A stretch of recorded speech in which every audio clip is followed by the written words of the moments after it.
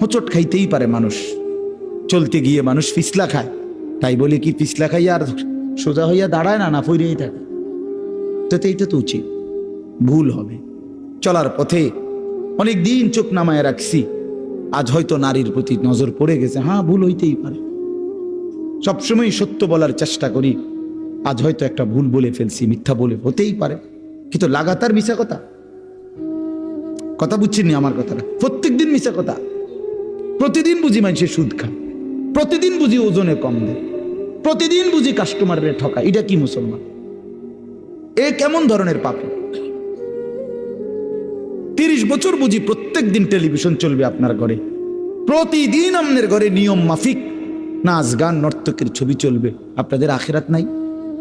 আপনার বিবি বাচ্চার আখিরাত নাই? তো এরা মরলে কোথায় যাবে? এদের পরিণতি কি হবে? আর আমি বাবা হিসাবে, অভিভাবক হিসাবে